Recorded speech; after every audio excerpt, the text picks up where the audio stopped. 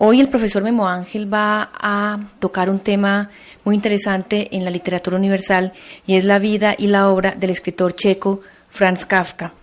Podríamos decir, Memo, que este escritor judío checo, con una desasosegadora y simbólica narrativa, escrita toda en alemán, anticipó la opresión y la angustia del siglo XX. Decimos que Franz Kafka estuvo considerado como una de las figuras más significativas de la literatura moderna. De hecho, pues el término kafkiano se aplica a situaciones sociales angustiosas o grotescas o a su tratamiento en la literatura. Kafka nació en Praga, que en ese entonces, estamos hablando de 1883, pertenecía al Imperio Austrohúngaro y nació en una familia de clase media.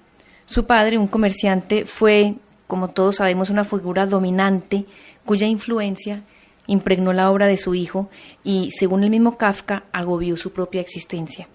En Carta al Padre, escrita en 1919, pero publicada como casi toda su obra póstumamente, Kafka expresa sentimientos de inferioridad y de rechazo paterno.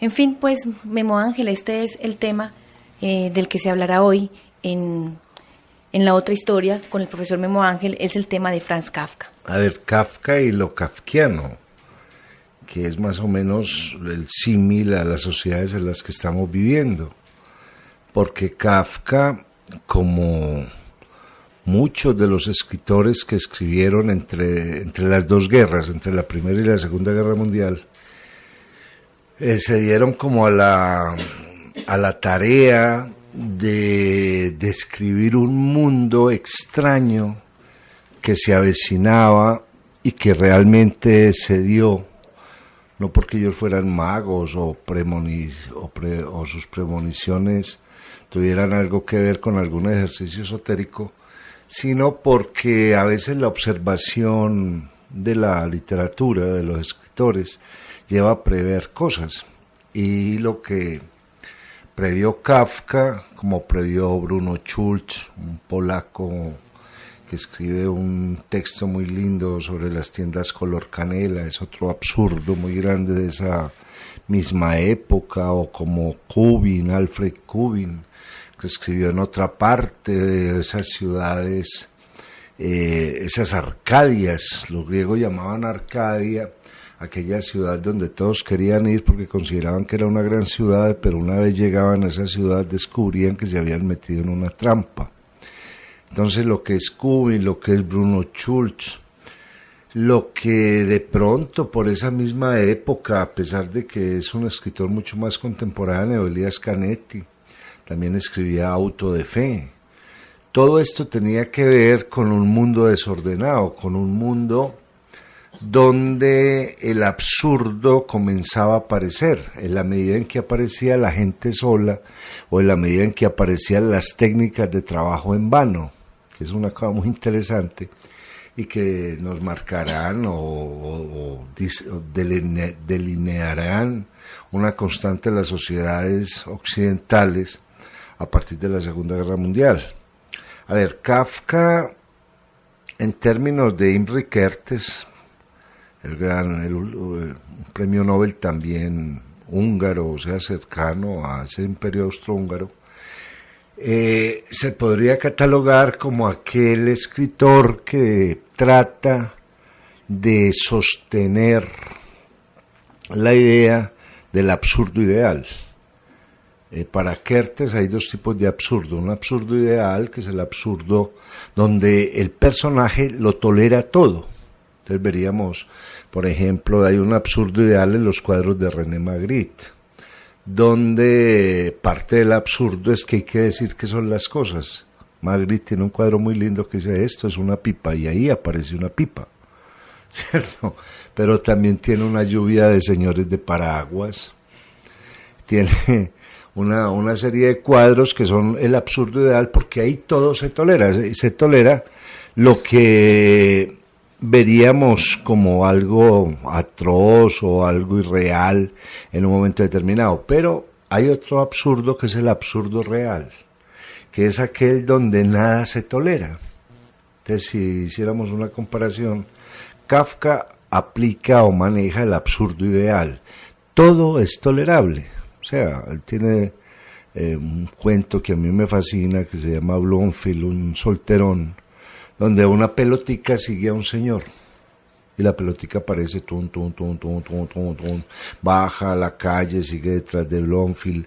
Y todo ese mundo de la pelotica, Blomfield lo tolera, o sea, hace parte de su vida. Es necesaria que esa pelotica esté rebotando permanentemente a todos los lugares donde él va. Y un hombre como Fernando Vallejo, por ejemplo, manejaría el absurdo real. Nada lo tolera. Se va contra todo. Entonces, cuando vemos Kafka lo veríamos a través de 4 grandes espacios. Al primero, Kafka, que tiene una característica muy importante. Kafka era abogado, era, como tú decías al inicio, hijo de un hogar de clase media, era contabilista, y a partir de ahí va a escribir una serie de diarios muy bellos, tremendamente bellos, que permiten descubrir el mundo a través del cual se movía Kafka. Porque Kafka, que parecería un hombre normal, cuando uno ve una fotico, pues ve un señor que cumple con todas las normas, va de corbata, de camisa a la época, de bombín, manejaba su sombrilla, o sea, es un hombre común y corriente que hubiera pasado desapercibido si no es por su obra. Entonces, en esos diarios él va a dar razón del mundo que le interesa a una persona, y es su propio mundo.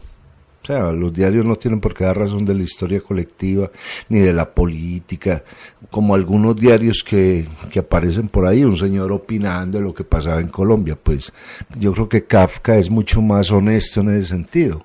Él no va a hablar de lo que pasaba en Checoslovaquia, ni de lo que pasaba en Alemania o en Suiza, sino de lo que le pasaba a él.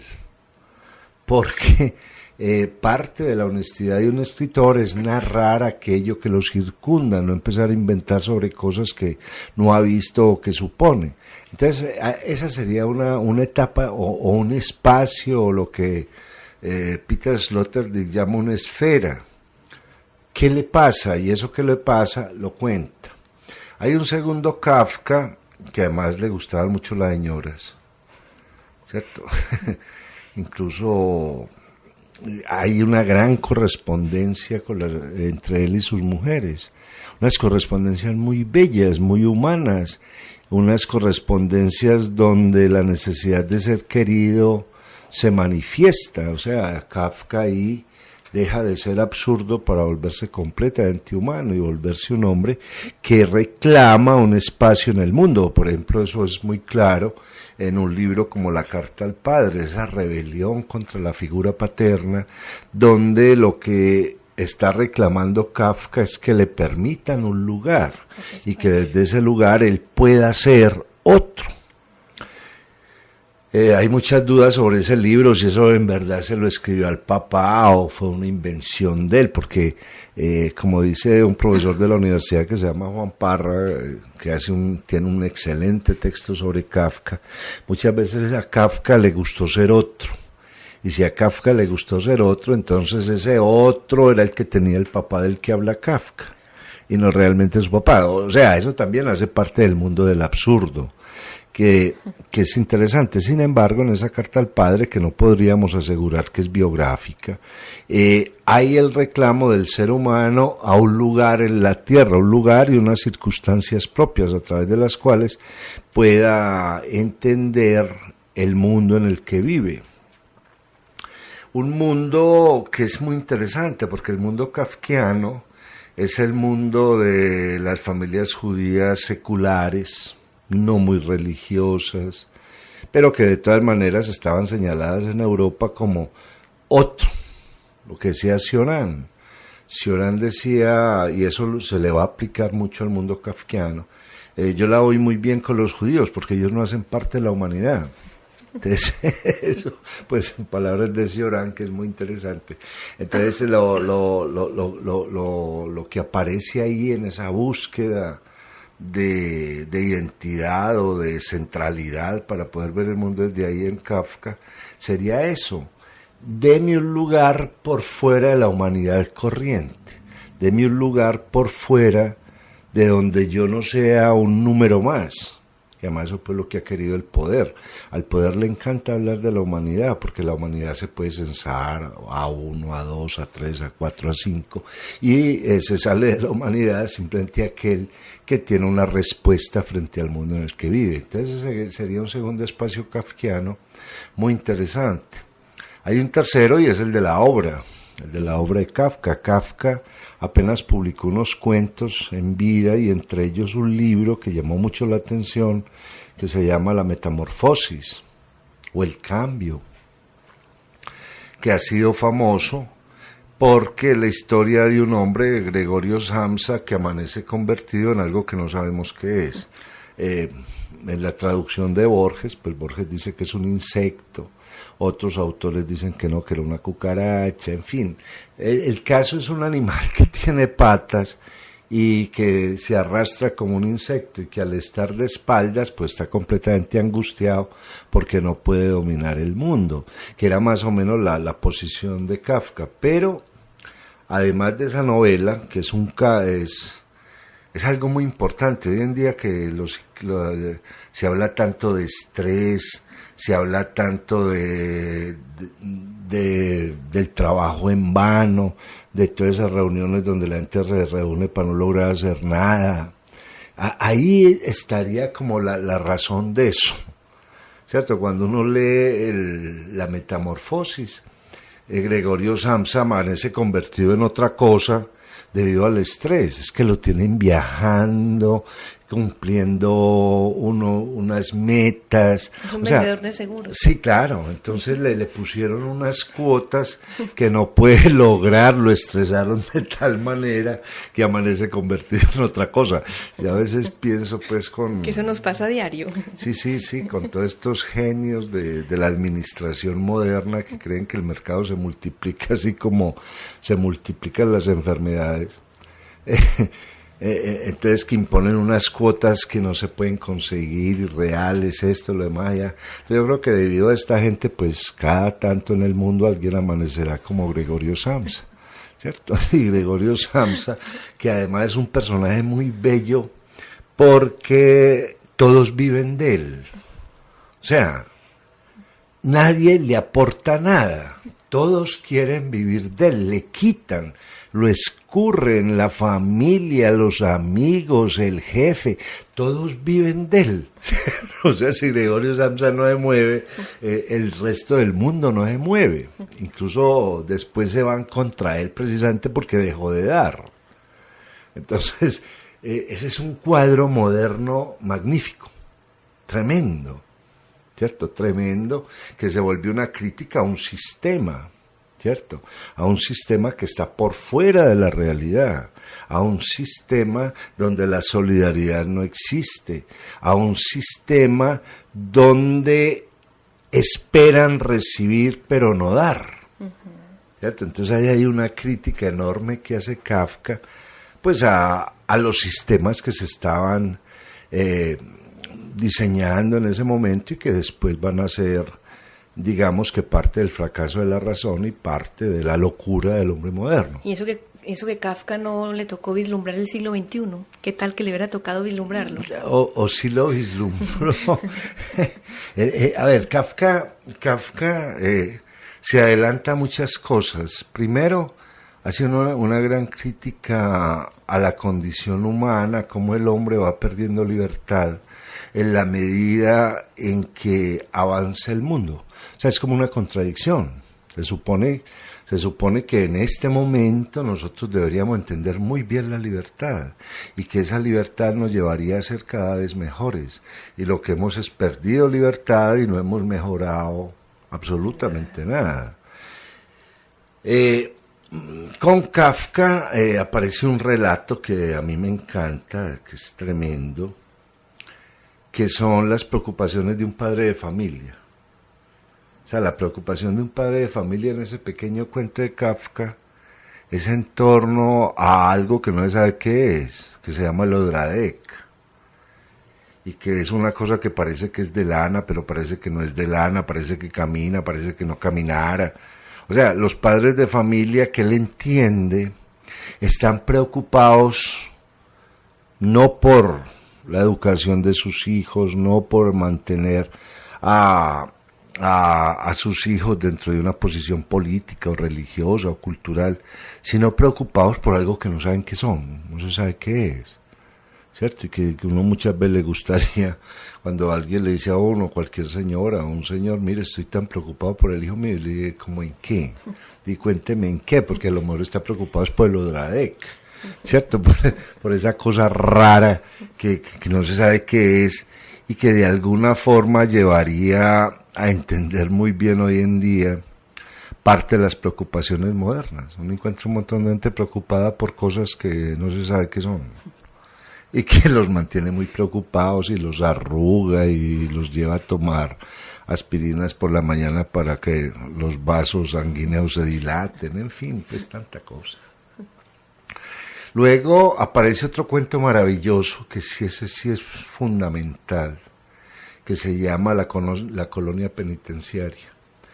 Es un cuento donde un hombre llama a otro para mostrarle una máquina con la que van a matar a otro. Y el cuento se la pasa contando cómo va a funcionar la máquina. Y el que van a matar está al lado. Entonces a partir de ahí está como la premonición del fracaso de la razón, de lo que va a pasar después en la Segunda Guerra Mundial, lo que va a pasar en los campos de concentración, lo que va a pasar en los gulags stalinianos, lo que va a pasar en muchas fábricas modernas, donde el hombre comienza a estar por debajo de la máquina, donde la dignidad humana empieza a estar por debajo de la máquina, y donde la máquina cobra un valor rarísimo y desmesurado. Pues todavía hoy en día uno va a cierta parte, ¿qué pasa con lo que se dañó el sistema? ¿Cómo que se dañó el sistema? Entonces usted está por debajo del sistema. Si usted es el que opera el sistema, pero hemos creído que el sistema está por encima de nosotros. Entonces todo eso lo logra entrever Kafka. Kafka era un hombre, como lo nota uno en sus diarios, un hombre que miraba mucho lo que estaba sucediendo y que se hacía grandes preguntas. Una de las grandes preguntas nace, por ejemplo, en torno a las máquinas, cuando la gente le da demasiada importancia a un reloj. ¿Cierto? Para la época de él, el reloj de Leontina, que venía del siglo XIX, había gente que vivía en torno a un reloj. O sea, el reloj era el que decía que debía ser. Hoy en día más o menos nos pasa lo mismo. Hay un montón de gente corriendo a esta hora en que grabamos porque el reloj le dio la orden, ¿cierto? Tiene que estar allá a tal hora, a tal hora. Entonces hemos perdido el tiempo a la medida en que lo medimos. Y con las máquinas también desarrollamos unas formas fatales de destrucción humana. Pues, por ejemplo, hoy en día la educación se está midiendo en términos de competencia, que uno lo deben educar para tener ciertas competencias. Y Kafka ya preveía eso, porque es que las competencias, cuando las cumple un ser humano que no ha sido criado para ser ser humano y no para cumplir competencias, son fatales, ¿cierto? Los nazis, por ejemplo, eran muy competentes en lo que hacían, ¿cierto? Y la producción y la matanza en los campos de exterminio fue hecha por gente muy competente, tremendamente competente. Sabían matar, sabían qué hacer con los cadáveres, sacarle la grasa, cortarle el pelo. O sea, sabían cuánto duraba un hombre con 300 calorías diarias. Gente muy competente, gente maquinizada, ¿cierto? Y eso va a ser una de las cosas importantes de Kafka, que va a prever eso. El hombre que se maquiniza, el hombre que se vuelve una máquina que está diseñado para que cumpla unos objetivos, pero que dejó de ser humano. Dejó de ser humano, y eso va a ser un montón de cuentos y de relatos que él va a ir narrando, incluso antes de entrar en las novelas, porque Kafka pues no publica sino La Metamorfosis. Cuando él se muere, Max Brod, que es un gran amigo de Kafka, se va a encargar de, digamos, de hacer la obra canónica de Kafka, o sea, qué cosas sirven, qué cosas no sirven, y va a publicar, y se va a encontrar uno, por ejemplo, con mucho trabajo que no termina, pero que en su punto hasta donde llegó son completamente comprensibles. Él nunca terminó el proceso, por ejemplo. nunca terminó El Castillo, nunca terminó América. América es la mejor novela de él, en términos de una novela, con un personaje, con un territorio. Es la menos absurda, pero por ejemplo El Castillo es tremendo. Primero, utiliza un personaje que tiene una profesión que en ese momento ya no sirve para nada, un agrimensor, y que llega a preguntar por el señor de un castillo que nunca lo recibe, jamás lo recibe. Eso después lo vamos a ver en el proceso también, que es un proceso que nunca se termina, que crece, se multiplica, y hay un hombre perdido en ese proceso. Es un proceso donde se va a cuestionar algo muy importante, y es la ley, ¿cierto? De hecho, Kafka tiene un pequeño cuento que se llama Ante la ley. Es un hombre que llega y encuentra un guardián en una puerta. Cuando abre la puerta, yo le aviso. Bueno, yo le aviso. Y nunca se abre la puerta. Jamás se abre la puerta. Que además eso lo copió Saramago, pues, de pronto por hacerle un homenaje a Kafka, en una pequeña historia que se llama La isla desconocida, ¿cierto? Hay una copia pues de Ante la ley de Kafka. Entonces que en ese tercer espacio aparecen los absurdos ideales, o sea, el hombre que siendo un anónimo resiste todo tipo de absurdos. Y al mismo tiempo hay un absurdo real de las cosas o de los sistemas contra el hombre, ese sistema que no tolera al hombre. Entonces eso ha sido pues muy interesante, Kafka, muy discutido, incluso se lo ha visto desde la Kabbalah, y se lo ha visto hoy en día, se lo puede ver desde Foucault. Foucault, cuando habla del cuidado de sí, habla de las resistencias necesarias para no ser dominado por un sistema. Y esas resistencias es, por ejemplo, la literatura es una forma de resistencia, el canto, el hombre que está ahí deja que todo pase por encima de él, está resistiendo. Entonces los personajes kafkianos los vería uno enmarcados en una continua resistencia contra un mundo pleno de absurdos que trata de enloquecer a ese personaje, pero el personaje no se enloquece. ¿Y por qué no se enloquece? Porque no le para bolas a lo que está pasando.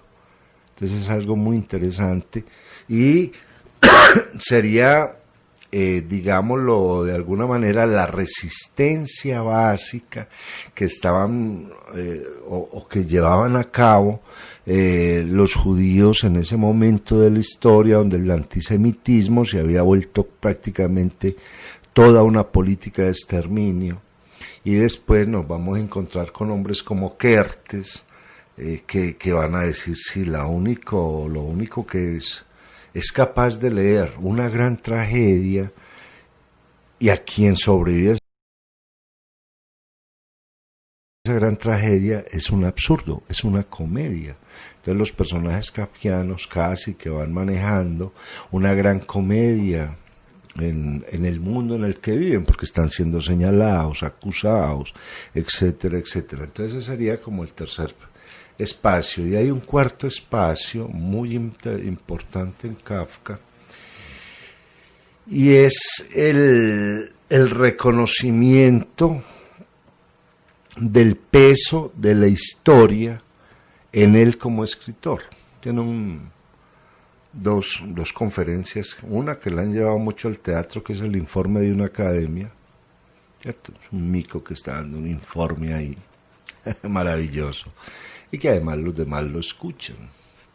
Es como una burla pues a todos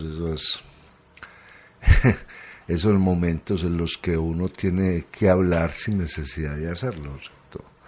Y el otro, que es el discurso sobre la lengua yiddish. O sea, a pesar de que él escribía en alemán, a pesar de que era un hombre que se mantenía en el mundo checo, el mundo de las clases medias, donde se hablaba checo, reconoce que hay una lengua que lo identifica. y esa lengua que lo identifica es el yiddish, que es la lengua de los judíos de Europa Oriental. Una lengua donde está la tradición, donde está la historia de ese conglomerado humano, donde hay una serie de textos que hablan de religión, que hablan del Talmud, que hablan del alma del ser humano, etcétera, etcétera. Y Kafka también va a reconocer ese mundo. Ahora, a Kafka le pasa algo que es lo mismo que le pasa a Spinoza, que se mueren muy jóvenes. O sea, por eso deja tanta obra terminada, sin terminar, porque les faltó llegar o reflexionar más profundamente sobre lo que estaban haciendo y la vida no se los permitió. Es de pronto lo que dice Kertész, muchas veces cuando uno está escribiendo un ensayo, no es un ensayo sino una aproximación, pero a nadie le dejan publicar aproximaciones. Entonces Kertész, que maneja ese absurdo ideal heredado de Kafka, dice, entonces cuando yo escribo una aproximación, nunca digo que es una aproximación, sino que es poesía. ¿Cierto? Y a través de la poesía todo es susceptible de que pase. Memo, podríamos decir que esos temas de frustración, de angustia, de soledad, de sensación de culpabilidad, fueron en la literatura del siglo XX, fueron comenzados por Kafka y que de ahí se generó toda una escuela literaria, si podríamos llamarlo así. A ver, Harold Bloom, que es el gran crítico de la literatura mundial, sostiene de que en Kafka hay un gran quiebre en el mundo de la narración. Un quiebre que no se había dado, dice Harold Bloom, desde Shakespeare, porque desde Shakespeare se ve el mundo de otra manera. A ver, Kafka pues se preocupa por lo mismo que se preocupaban los rusos, por lo mismo que se preocupó Dostoyevsky, por ejemplo, por el mundo de la angustia, por el mundo del dolor, por el mundo de la exclusión, por el mundo de la salvación. ¿Cierto? ¿Cómo vamos a salvar el mundo? ¿Cuál es la propuesta que tenemos? O sea que ahí no hay nada nuevo. Lo que es nuevo en Kafka son los personajes, son las historias que va a narrar. En Kafka no se necesita que una historia se cierre. Las historias pueden continuar. En Kafka los personajes no son grandes personajes, es cualquier personaje. Cualquier hombre de la calle, de la clase media, que logra desarrollar un montón de fantasmas, de temores, de miedos, y que en un momento dado le pasan unas pequeñas cosas que para él son terribles. Entonces, en Kafka no habría la magnificación que hace Dostoyevsky, por ejemplo, el arrepentimiento, sino lo que es capaz de hacer un pequeño arrepentimiento, lo que es capaz de hacer el Odradek, ¿cierto? Esa figura extraña por el que un padre de familia tiene una gran preocupación. Es lo simple porque lo simple es lo más terrible, ¿cierto? Frente a alguien, a ver, hay una teoría que es muy elemental. Si yo voy a arreglar un gran problema, lo que hago es arreglar los problemas más pequeños que lo rodean. De esa manera, ese gran problema se vuelve un pequeño problema. Kafka descubre eso. Kafka, digamos que descubre la ley de caos en la literatura. O sea, un pequeño personaje con un pequeño drama es capaz de mover el mundo. Es capaz de crear un ambiente que enloquecería a muchos. Entonces eso, por ejemplo, es una cosa muy importante de Kafka. En Kafka es importante también esas historias donde el sitio, el tiempo no existen. Digamos que Kafka escribe una mitología del absurdo. Entonces la muralla china, que son un montón de cuentos de lugares imprevistos. No se sabe dónde son, no se sabe dónde pasan, pero pasan. ¿Cierto? Entonces hay un mundo que no vemos, Pero ese mundo que no vemos hay que darle un gran significado, porque están pasando un montón de cosas. En este momento en Medellín pasan un montón de cosas. Y Kafka no sale a buscar una historia espectacular, no, se encuentra con la pequeña cosa cerquita que quiere y la narra. Después Cortázar, tal vez refiriéndose a Kafka, va a llegar a decir que el tema es lo de menos. Lo que importa es el tratamiento que se le dé al tema. Y ahí es donde aparece una gran ruptura en el mundo de Kafka, que son los temas insignificantes que en la pluma de Kafka cobran significado, un enorme significado. De hecho, cuando uno lee la Metamorfosis, lo va como se va sintiendo presa de una angustia y de una desesperación que obliga a veces a cerrar el libro y no seguir leyendo. Sí, no, con la Metamorfosis han pasado muchas cosas. Elías Canetti decía que era una obra tan perfecta que él cada vez cuando él estaba escribiendo la ponía al frente para ver el modelo que él quisiera igualar, porque no lo podría superar. Sí, la Metamorfosis es como tú dices, es algo que lleva a verse ahí identificado de alguna manera. La historia no es extraña a nadie. Lo único que es extraño es la metáfora que se utiliza del hombre convertido en algo que parece un insecto, que parece una cucaracha. Pero lo que sucede ahí nos está sucediendo permanentemente. Y ese abandono de los seres alrededor es... A ver, ahí hay una cosa que en Europa se vive mucho, eso en América, en la parte al menos en el trópico no se vive tanto, pero Europa es un continente de personas solas, de personas que cada vez se ven más aisladas, de personas que tienen poco a quien recurrir, pocas personas u otros a quien recurrir. Kafka visualiza eso, visualiza ese proceso de confinamiento extensivo del que hablaba Konrad Lorenz, donde cada vez estamos más solos, estamos más abandonados por la medida en que dejamos de compartir con otros.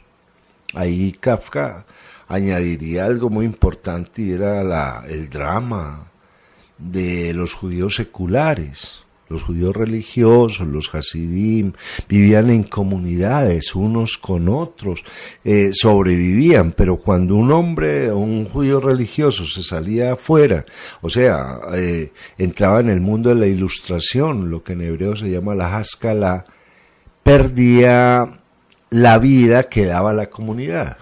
Hay que tener en cuenta que en el mundo del judaísmo el judío no existe, existen los judíos. O sea, existe la comunidad como tal. Si hay una comunidad, el hombre está salvado, pero el que se sale de la comunidad se queda solo. Y de alguna manera, esto era lo que ya estaba planteando Kafka también en el mundo en el que vivía, donde los judíos se asimilaban al medio y perdían su condición de comunidad.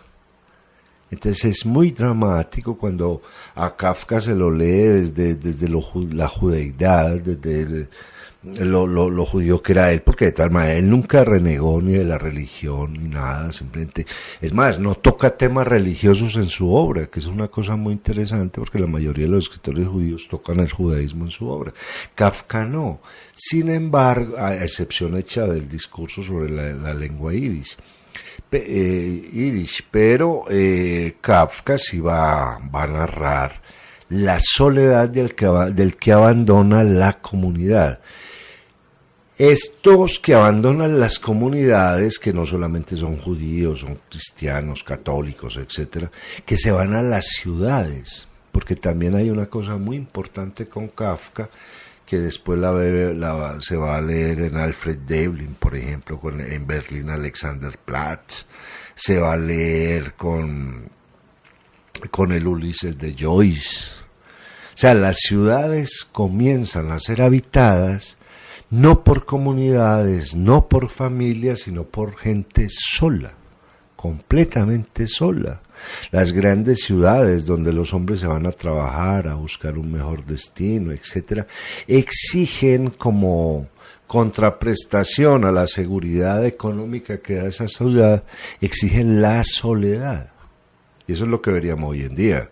O sea, cuando uno ve la gente de la ciudad cada vez está más sola, la familia extensa ya no existe, ya estamos hablando de la familia nuclear, estamos hablando cada vez de gente que es capaz de vivir en una casa sola completamente, a pesar de que en la habitación de enseguida hay otro, ¿cierto? Y está viviendo sola. Entonces eso ya se plantea en el mundo kafkiano. Por eso los absurdos son tan necesarios en ese mundo. O sea, si mi única compañía es una pelotica que va saltando detrás de mí, pues la admito como mi única compañía, no tengo más a quien recurrir. Memo, por eso casi que se puede decir que esa es la justificación por la cual se podría pensar que Kafka escribió para sí mismo y no para otros. Sí, claro, y es una pregunta muy buena. Aparte de todos los expertos que dan Kafka, Kafka aparece como escritor es debido a Max Brod.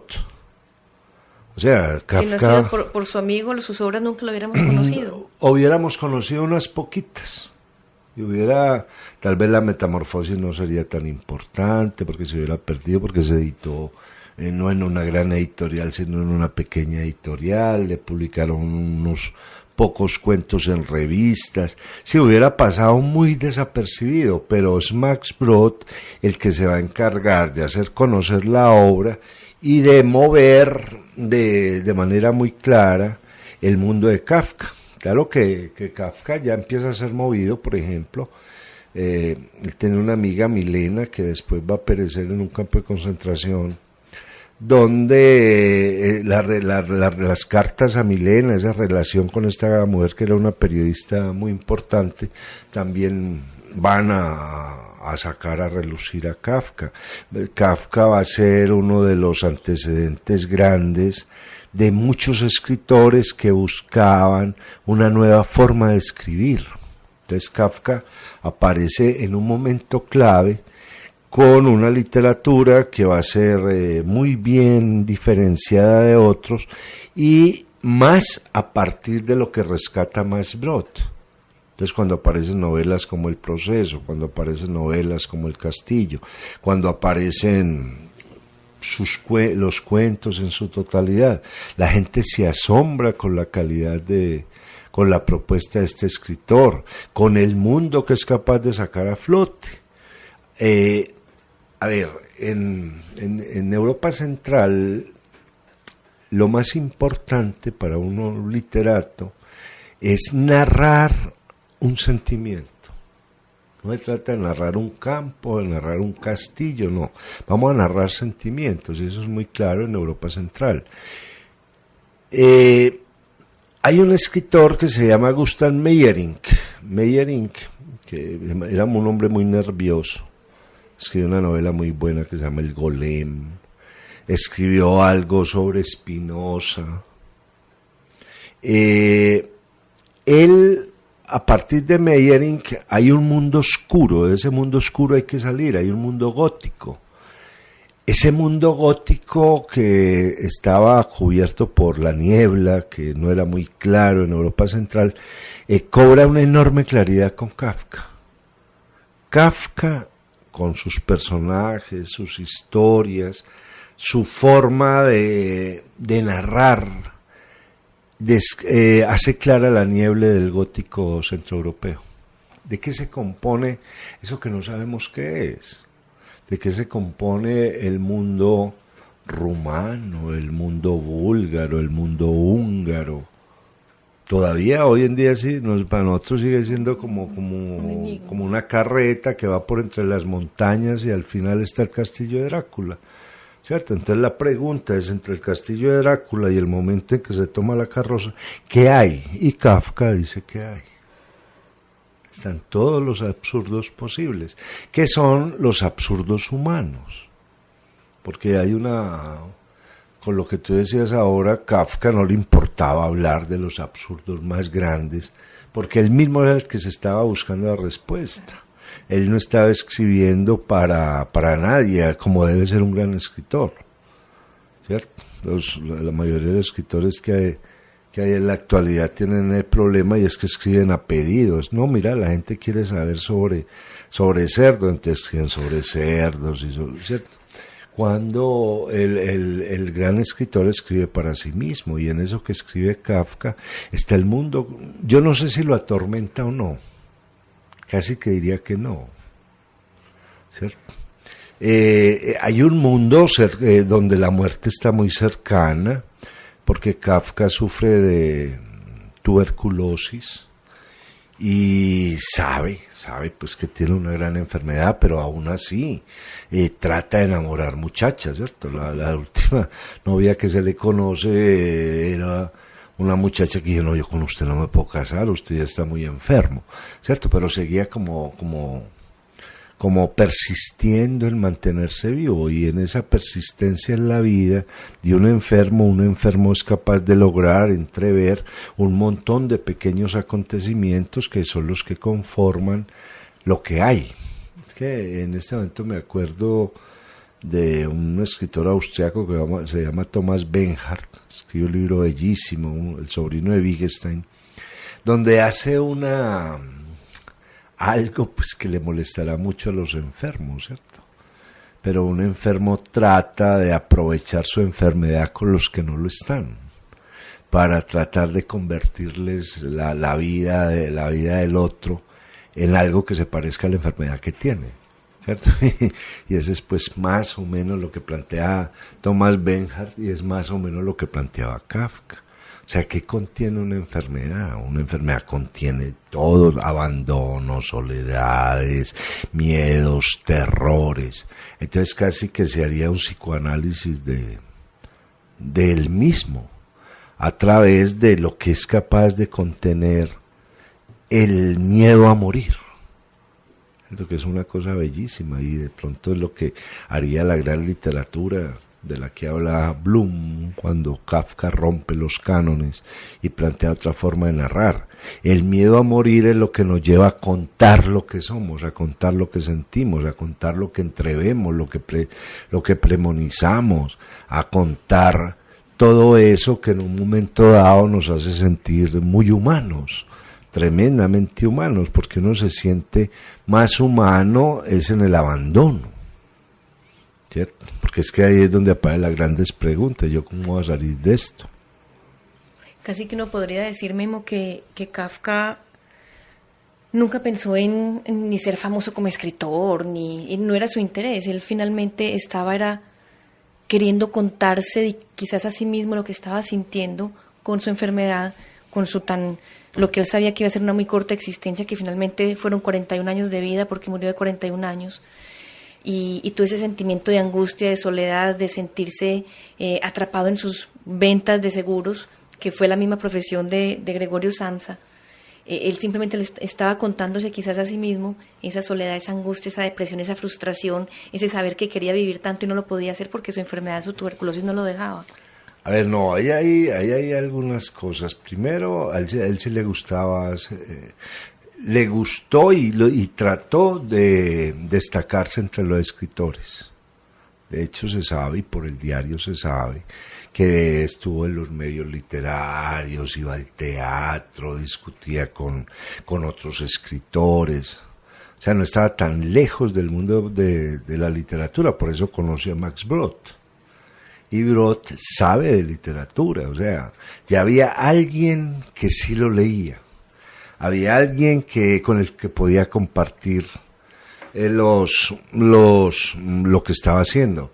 Ahora, lo que sí tenía claro Kafka era, como todos los escritores en países pequeños o no desarrollados, lo que sí tenía claro era que si no trabajaba, pues no iba a vivir de la literatura, ¿cierto? En ningún momento. Pero el hecho de que Max Brod publique esto es porque ya había un plan previo.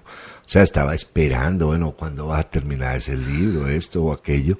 Porque Brod era un hombre con poder en el mundo de la literatura. Por eso es capaz de sacar esa imagen de Kafka, y Kafka con toda seguridad no estaba tan abandonado. Ahora que también está la enfermedad, ¿cierto? Dado que las enfermedades siempre han acompañado a los grandes escritores. Uno no puede entender a Dostoyevsky, por ejemplo, sin sus ataques de epilepsia, ni puede entender a Proust sin cualquier cantidad de enfermedades, ¿cierto? Juntas. O sea, siempre los escritores, es muy raro encontrar un escritor sano, es muy raro, porque de todas maneras la enfermedad produce unas sensaciones que una persona que mantiene trotando y alzando pesas y comiendo comida biológica, pues rara vez se le va a ocurrir, ¿cierto? Pero sí, yo sí creo que Kafka sí quería destacarse dentro de un medio que era muy árido, tremendamente árido, y que buscaba entrada en un país de más lectores que era Alemania, por eso escribía en alemán. El hecho de que asumieran el alemán como que además era la lengua de los seguros, de los negocios, de la cultura, para escribir implicaba, él sabía, es mejor escribir en alemán que escribir en checo, porque en checo ya sí estoy perdido completamente, ¿cierto? Entonces, no es tampoco el abandonado, el pobrecito, no. Simplemente que es un hombre que no alcanza a terminar su obra. Y que hubiera sido muy interesante saber a dónde hubiera llegado, porque Kafka era un gran lector, indiscutiblemente leía a la gente de su tiempo, y como dice en alguna parte en el proceso, en la conciencia de las palabras, Elías Canetti, donde dedica un gran pedazo a Kafka y el proceso, Kafka ya tenía una mentalidad literaria muy madura, tremendamente madura, y no solo literaria, sino de alguna forma filosófica, sabía de qué estaba escribiendo, y cuando él empieza a la escritura, él rompe con los cánones no al azar, él sabe qué es lo que ya no hay que escribir, que además es una propuesta muy interesante en el mundo de la literatura, que muchas veces sucede que muchos escritores no se dan cuenta que hay cosas que ya no es necesario escribir sobre ellas, porque ya no dan más, o porque ya se volvieron imágenes, porque ya son lugares comunes. Lo que hay que hacerse la pregunta, y de pronto se la hizo Kafka, es sobre qué hay que escribir ahora.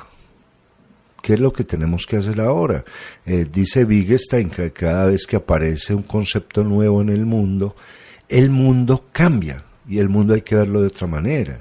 Entonces no es lo mismo el mundo medieval, donde había un montón de monstruos imaginarios, al mundo del siglo XIX, donde apenas comienzan las máquinas, donde todavía la gente salía a respirar aire puro, a un mundo contaminado que plantea el siglo XX, o a un mundo lleno de errores políticos que plantea el siglo XXI. Entonces cada vez que aparece un nuevo concepto en el mundo, hay que dar una versión de ese mundo, porque el mundo cambia.